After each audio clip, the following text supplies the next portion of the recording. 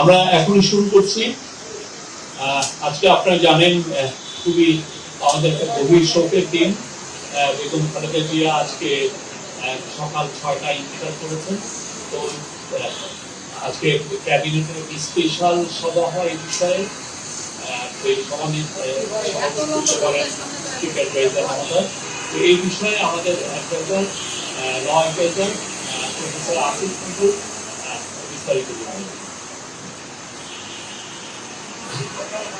আসসালামু আলাইকুম। আজকে বাংলাদেশের জন্য, বাংলাদেশের প্রতিটি মানুষের জন্য গভীর শোকের একটা দিন।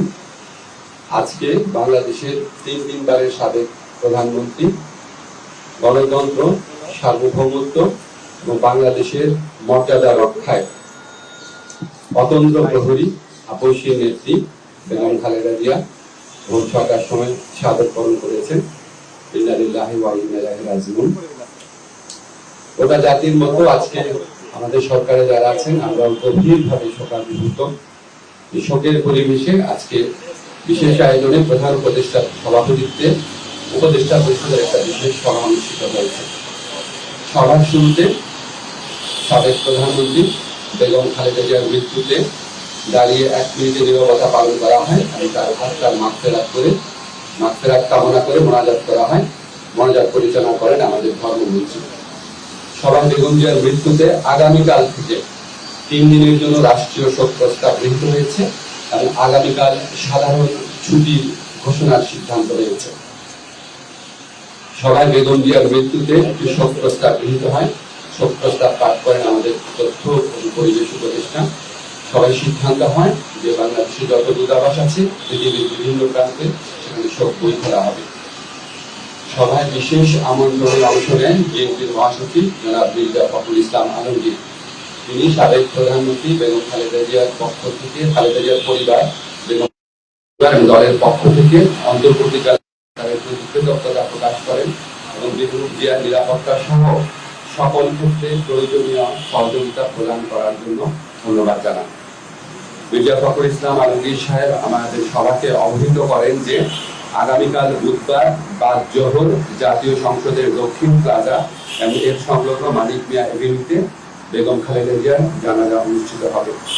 জানাজার পর তাকে শহীদ রাষ্ট্রপতি, বীর মুক্তিযোদ্ধা রাষ্ট্রপতি জিয়াউর রহমানের পাশে দাফন করা হবে।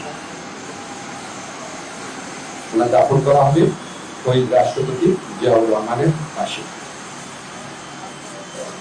আজকে সবাই বেগম জিয়ার দাফন এবং জানাজা সম্পর্কিত বিষয়ে সরকার সব ধরনের সহযোগিতা প্রদান করবে বলে জানিয়েছেন মাননীয় প্রধান উপদেষ্টা।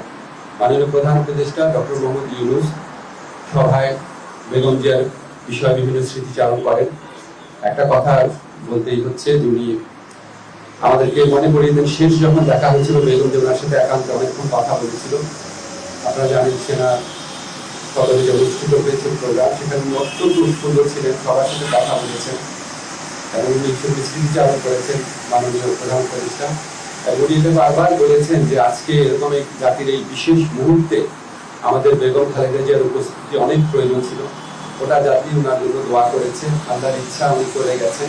কিন্তু বাংলাদেশের ইতিহাসে, বাংলাদেশের প্রতিটি মানুষের হৃদয়ে, বাংলাদেশের প্রতিটি আত্মমর্যাদাশীল গণতন্ত্রকামী দেশপ্রেমিক মানুষের হৃদয়ে ওনার অবস্থান অক্ষয় অবিনশ্বর হয়ে থাকে।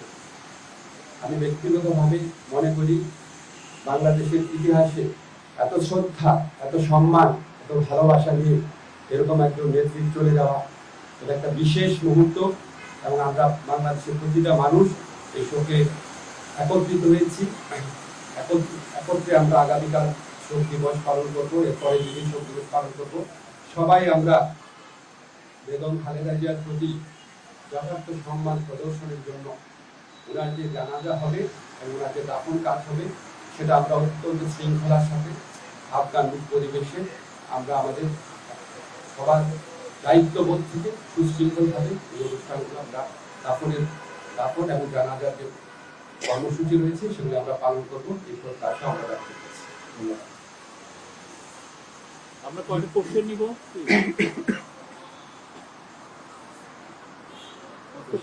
মল্লিক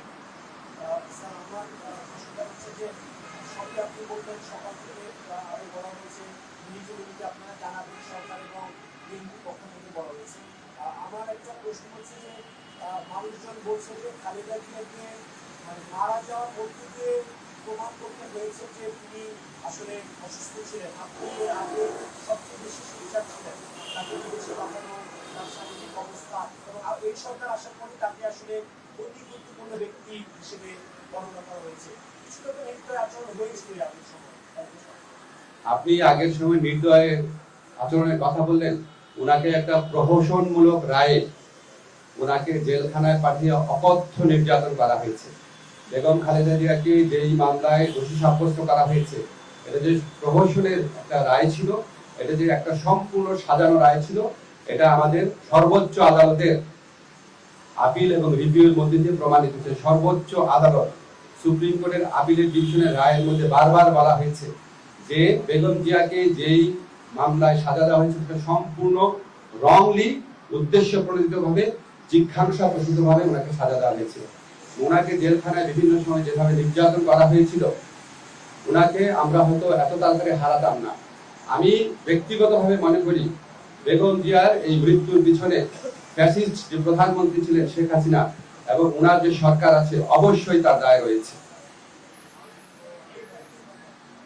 মারুফা,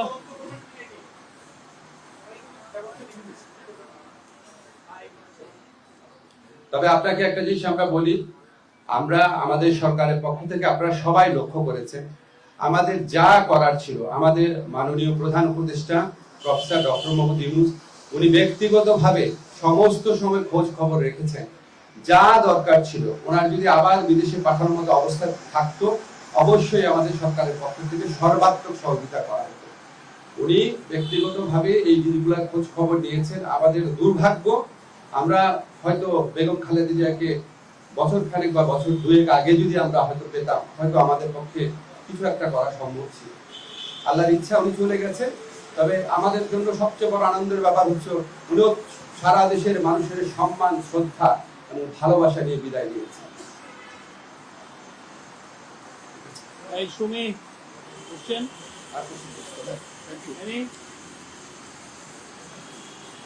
ঠিক আছে, আপনারা সবাই ভালো থাকবেন। এই বিষয়ে একটা মিটিং হচ্ছে এখন 12:30টার সময়। কালকে সিকিউরিটি সিচুয়েশন আমি জাস্ট মাইকে বলে দিচ্ছি, কালকে মাননীয় প্রধান উপদেষ্টার নির্দেশক্রমে আগামীকাল জানাজা এবং দাফন অনুষ্ঠান সার্বিকভাবে কোঅর্ডিনেশন করার জন্য 12:30টার সময় এখনই আমরা স্বরাষ্ট্র মন্ত্রণালয়ে বসছি। এছাড়াও বিভিন্নভাবে কোঅর্ডিনেট করা হচ্ছে। আমরা চাই এই আগামীকালের যে জানাজা এবং দাফন এটা যেন সুশৃঙ্খলভাবে অনুষ্ঠিত হয়। আপনারা সবাই সহযোগিতা করবেন। আপনারা গণমাধ্যম এই স্বৈরাচারী ফ্যাসিস্ট সরকারের পতনের পর যেভাবে সরকারকে বিভিন্ন কাজে সহযোগিতা করছেন, আমরা সত্যি কৃতজ্ঞ। আগামীকাল ইনশাআল্লাহ আমরা আপনাদের সহযোগিতা পাবো। ধন্যবাদ।